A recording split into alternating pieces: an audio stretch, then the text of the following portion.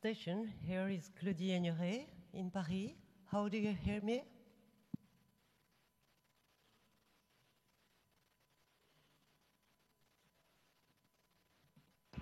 Claudie, this is Space Station. I hear you 5 by 5. I'm very happy to hear your voice on the loop, Claudie. Bonjour Thomas, on est vraiment très heureux de pouvoir te parler. Nous sommes donc ici sous la coupole de l'Institut pour les 350 ans de l'Académie des sciences. Les académiciens, plus de 100 académiciens sont présents ici, mais surtout des centaines d'enfants qui sont là pour te parler, qui ont préparé des questions et qui vont être ravis de te poser ces questions. Monsieur le ministre Thierry Mandon est à nos côtés. Cher Thomas, je suis ravie de te voir en pleine forme comme ça. Je te laisse la parole.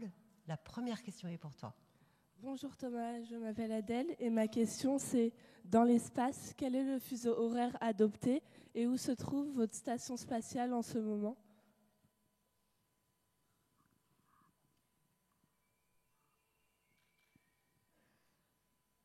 Alors bonjour Adèle, merci pour ta question. Écoute, dans l'espace, on est au temps universel, au temps UTC, le méridien de Greenwich. Où se trouve ma station spatiale en ce moment?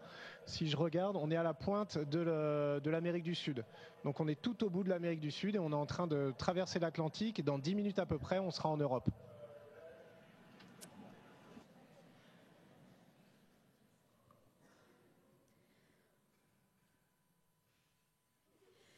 Bonjour, je m'appelle Louise et ma question est, pouvez-vous nous expliquer les causes de la microgravité dans l'ISS et pourquoi la microgravité a-t-elle des conséquences sur la masse musculaire et la densité osseuse?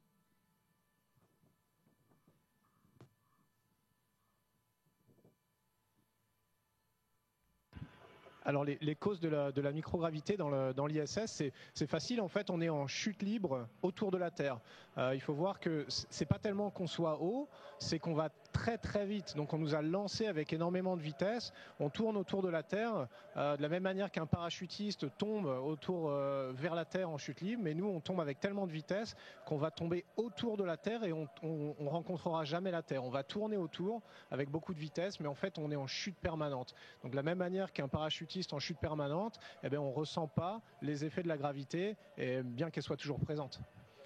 C'est ça qui nous intéresse pour beaucoup d'expériences scientifiques. On va utiliser ces phénomènes pour étudier les os, les muscles notamment, des spationautes. On a des études avec l'INSERM qui comparent en fait la physiologie des astronautes en orbite avec des gens atteints de pathologies au sol ou des gens qui sont alités de longue durée. Bonjour Thomas, mon nom est Gonzalo et ma question est, est-ce que vous recyclez les eaux usées et si oui, comment?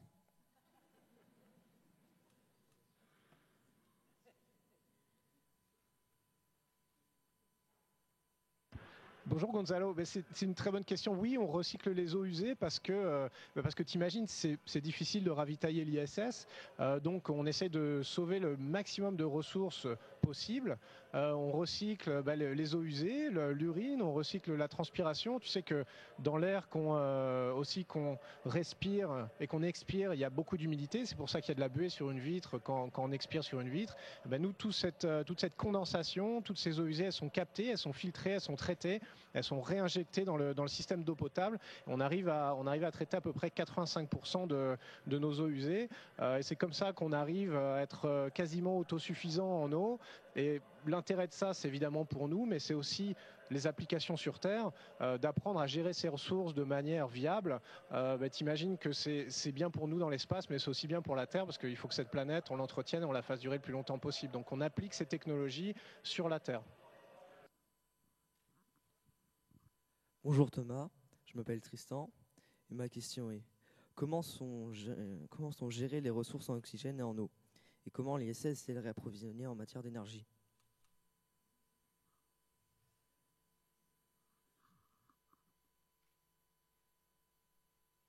Bonjour Tristan, les ressources en eau, on vient d'en parler un tout petit peu. On essaie d'en économiser le plus possible et d'en recycler le plus possible pour que notre ISS ce soit un petit circuit fermé en fait.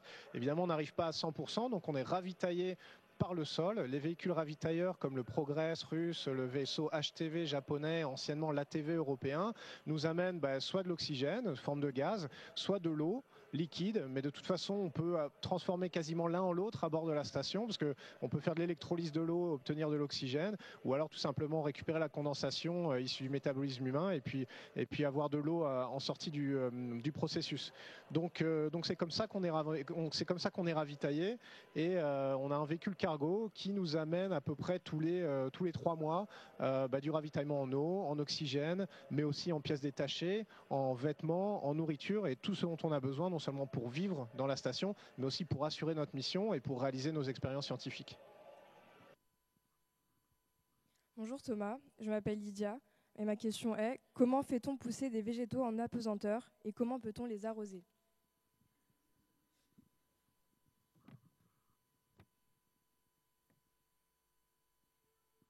Alors c'est une bonne question, c'est une question très intéressante parce que on s'intéresse à ces processus pour, encore une fois, améliorer la culture des plantes sur Terre, mais aussi parce qu'un jour, quand on ira beaucoup plus loin dans l'espace, on parle de mission Mars à peu près dans une vingtaine d'années, on aura besoin de produire nos propres ressources, donc en énergie, mais aussi en nourriture. Donc il faut savoir cultiver dans l'espace.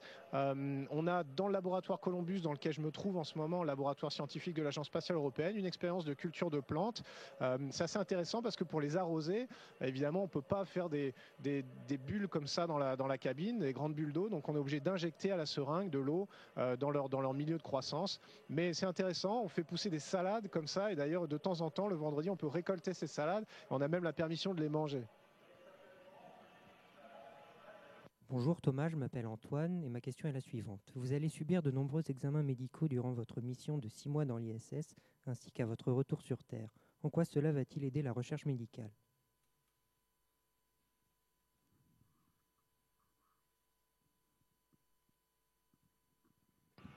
Bonjour Antoine. Écoute, on a parlé déjà tout à l'heure des effets de l'impesanteur sur le système musculaire et osseux.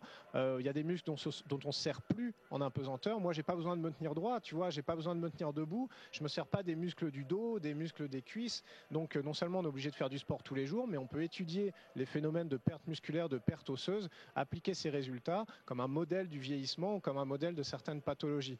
Donc ça, c'est une chose, mais il y a énormément d'autres aspects de l'impesanteur qu'on étudie ici dans le laboratoire Columbus et dans la station spatiale en général. Neurologiquement, vivre en 3 dimensions, c'est des nouvelles connexions qui se font dans le cerveau, tout bêtement.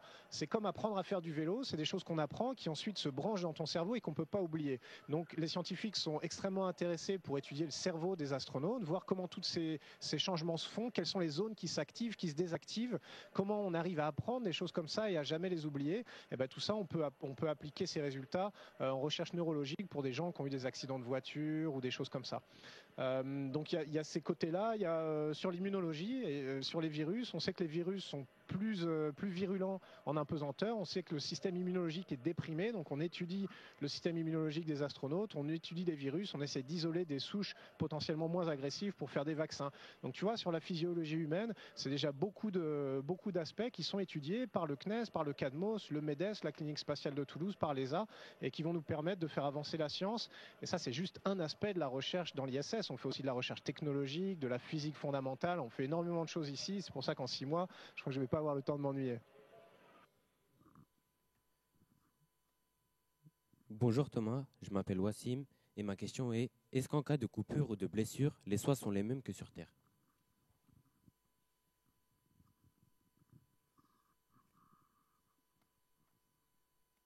Alors bonjour Atim, oui, c'est presque pareil, il y a des différences quand même. On ne pourrait pas faire une opération, t'imagines si on ouvre le corps humain, déjà sur Terre c'est compliqué, il faut que tout soit aseptisé, il faut que ce soit fait par des professionnels, mais nous t'imagines, tout flotte, le sang comme ça flotterait, ce serait pas tellement contrôlé comme processus, on va dire. Donc non, on essaie de faire en sorte qu'il n'y ait pas besoin de faire ça, les gens sont sélectionnés, moi j'ai subi beaucoup de tests médicaux pour pouvoir être envoyé dans la station spatiale, on est suivi par des médecins au sol, et puis on a une pharmacie, presque un mini-hôpital à bord de l'ISS. Si jamais on a des problèmes médicaux, ce qu'on ne souhaite pas, et ce qui arrive quand même extrêmement rarement, on a des médicaments, on est formé pour faire des soins de premier secours, pour faire des soins médicaux du quotidien. Si jamais il y avait quelque chose de plus grave, évidemment, on traiterait ça en liaison avec nos médecins qui nous suivent au sol. Dans le pire des cas, on serait amené à redescendre. On peut à peu près en 24 heures organiser le retour, redescendre sur Terre, se poser dans les steppes du Kazakhstan et être amené en hélicoptère vers un hôpital. Voilà, mais ça c'est un scénario que j'espère on n'aura jamais à utiliser dans l'ISS. Ça s'est jamais produit, donc on fait tout pour que ça se produise jamais. Bonjour Thomas, je m'appelle Pierrick et je voulais savoir, lorsqu'on regarde des images prises depuis l'espace, on voit toujours un ciel très noir sans étoiles. Alors que voit-on exactement à part la Terre à travers les hublots de l'ISS dans toutes les directions?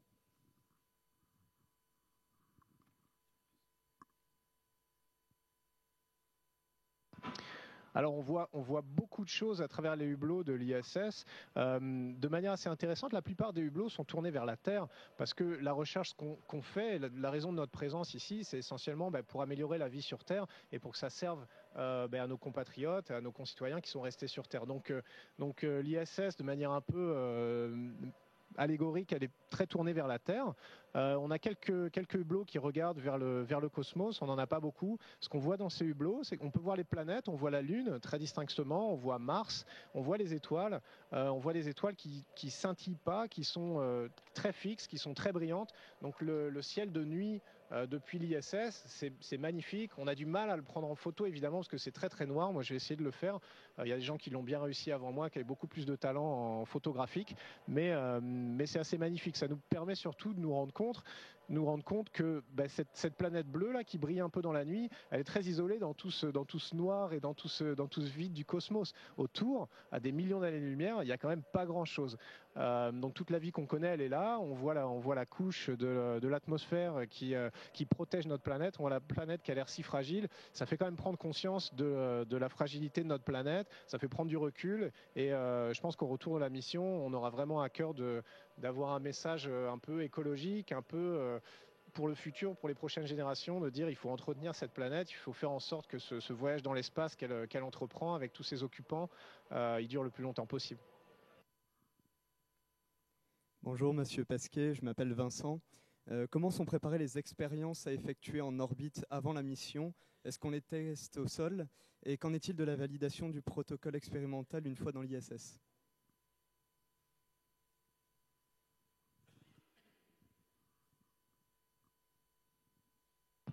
Alors bonjour Vincent, oui, ces expériences, elles sont préparées pendant parfois des années avant d'arriver dans l'ISS. T'imagines, c'est compliqué d'envoyer des expériences ici. J'en profite pour saluer tous les gens qui ont travaillé à ça, parce que les gens de l'Agence spatiale européenne, les gens du CNES, du CANMOS, du MEDES, encore une fois, sont eux qui depuis des années travaillent aux expériences pour faire en sorte que quand moi j'arrive à bord de la station, je sois leurs yeux, leurs oreilles et les petites mains des expériences scientifiques, mais toute l'intelligence, elle est restée au sol, et c'est eux qui ont tout préparé pour que ça se passe bien, c'est eux qui ont vraiment les connaissances scientifiques, c'est eux qui vont me suivre pendant que je vais réaliser ces expériences et faire en sorte que ça se passe bien. Donc il y a beaucoup de contraintes pour envoyer des expériences dans l'ISS. Il faut que ce soit léger, il faut que ce soit pas inflammable, il faut que ce soit pas dangereux pour les astronautes, etc. Mais c'est le rôle des agences spatiales de mettre les expériences en musique. Ce qui se passe, c'est que des laboratoires comme l'INSERM ou comme d'autres en France ou des entreprises vont avoir une idée pour utiliser les propriétés de l'espace pour avoir accès à des résultats scientifiques qu'ils ne pourraient pas avoir sur Terre, qui seraient impossibles à avoir. Eh bien, ils vont contacter les agences spatiales, l'ESA, le CNES, lors d'un appel à idées ou de manière autonome. Et puis le CNES, l'ESA, va les aider à mettre en musique ces expériences-là, à les réaliser, à les envoyer sur l'ISS pour que le jour où moi j'arrive ou un autre arrive, on puisse les réaliser de manière en toute sécurité, que le résultat soit presque garanti à 100%, parce qu'on n'aime pas trop l'échec dans le spatial, l'échec n'est pas vraiment au programme, et puis qu'on puisse renvoyer les résultats dans les laboratoires qui, eux, ensuite, vont utiliser nos résultats pour publier des papiers, pour améliorer les procédés, et pour faire avancer la science et la connaissance, tout simplement. Merci, cher Thomas. On a passé toutes les questions qui étaient préparées, mais il nous reste encore un petit peu de temps. Donc, on va avoir une question à te poser de la part de Monsieur le ministre, puisque j'aimerais aussi que tu puisses nous faire, c'est peut-être une petite visite du module Columbus dans lequel tu te trouves en ce moment, pour nous montrer, parce qu'on le trouve bien occupé, le module. Donc peut-être si tu peux te déplacer 2 minutes, et puis on laissera la dernière question à Monsieur le ministre.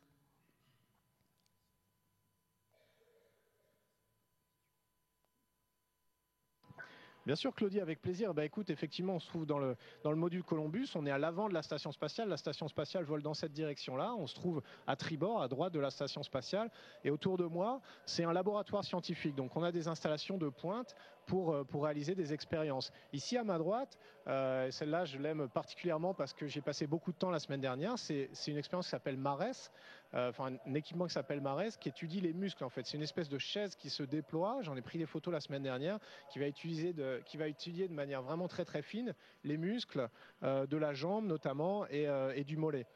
À ma gauche, au fond, c'est un module de recherche qui s'appelle Human Research Facility. Donc, c'est tout ce qui est physiologie. En fait, on a des systèmes gazeux. C'est là qu'on fait nos prises de sang. On a des centrifuges pour nos prises de sang. On a des frigos pour les stocker. On a juste à côté de la caméra que vous ne pouvez pas voir malheureusement, mais ça fait une petite lumière rose que peut-être vous apercevez. C'est notre module de cultivation de plantes. Juste au-dessus, au plafond, parce qu'évidemment, on a aussi des expériences au plafond. On a une expérience qui s'appelle FSL, qui étudie les fluides. Et en ce moment même, il y a un échantillon de fluide qui est en lévitation à l'intérieur de ce rack, donc j'ai pas le droit de le toucher. C'est marqué en gros, attention, pas toucher le rack, il faut pas gêner les expériences. À mes pieds, il y a un dosimètre qui suit les radiations reçues par les astronautes. Tout autour de moi, dans le module, j'ai déployé une expérience qui s'appelle Matisse, qui étudie en fait des nouvelles surfaces innovantes qui résistent aux bactéries. Donc vous voyez, effectivement, c'est complexe, mais c'est pour ça qu'on s'entraîne pendant 7 ans. Et puis on utilise chaque centimètre carré, même chaque centimètre cube de l'espace qu'on a, pour avoir le maximum de résultats scientifiques. C'est ça le travail d'astronaute, c'est ça le travail de l'Agence spatiale européenne. Merci infiniment, Thomas. Monsieur le ministre, je vous passe la parole. Merci, bonjour Thomas. J'ai une question toute bête à te poser. Je voulais savoir comment on peut te faire passer le courrier qu'on reçoit pour toi. Et m'excuser aussi de l'ouvrir. Ce matin, j'ai reçu la 17e demande d'un jeune pour savoir comment devenir astronaute. Donc voilà, j'imagine que Jean-Yves Le Gall, qui est à mes côtés ici, en reçoit aussi, que les uns en reçoivent. Bon, on a beaucoup de lettres à te faire passer. Comment on fait ?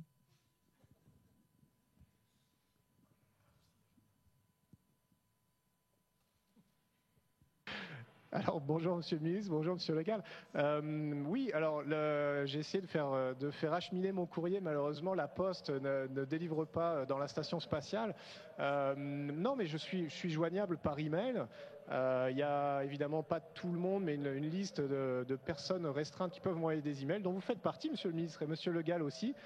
Donc je suis joignable par email. C'est ça aussi le confort à bord de la station spatiale. Et Claudie me contredira pas quand je vais dire que ça s'est beaucoup amélioré depuis la station Mir. Aujourd'hui, on a les emails, on peut appeler avec le téléphone sur IP, et puis on peut avoir la chance, le loisir, de parler avec la Terre en vidéoconférence comme aujourd'hui. Donc non, on est isolé, mais pas complètement, on est quand même joignable. Et puis moi, j'aime bien répondre aux gens que ça intéresse, dans la mesure de mon temps libre, évidemment, parce que c'est aussi important, moi je trouve, d'expliquer aux jeunes que voilà, qu'il faut travailler. On dit pas ça pour les embêter, on dit ça parce que ça permet de réaliser ses rêves. Moi, c'est ce qui m'est arrivé, en faisant de mon mieux, en ayant un peu de chance, et puis en travaillant beaucoup, on peut arriver à faire beaucoup de choses. C'est pas facile, mais c'est possible. Donc tous les gens qui ont envie d'en savoir plus, ou que ça intéresse, je les encourage aussi à suivre peut-être mes comptes de médias sociaux, parce que je parle de tout ça, et puis à m'écrire, et puis je promets que dès que j'ai 5 minutes, j'essaie de répondre. Merci infiniment, Thomas, de nous faire partager ces moments. Ça a été tout à fait magique d'être à tes côtés. Peut-être un dernier au revoir de la part de Jean-Yves Le Gall, et puis tous les enfants qui sont là ont les yeux complètement illuminés de t'avoir vu. Merci infiniment. Oui, Thomas, j'avais dit en introduction qu'on avait proposé de mettre l'Académie dans l'espace, et tu as parfaitement réussi, mission réussie, voilà. Et la magie du spatial, c'est que tu es en train d'arriver sur l'Europe, et c'est pour ça que le signal va couper. Merci.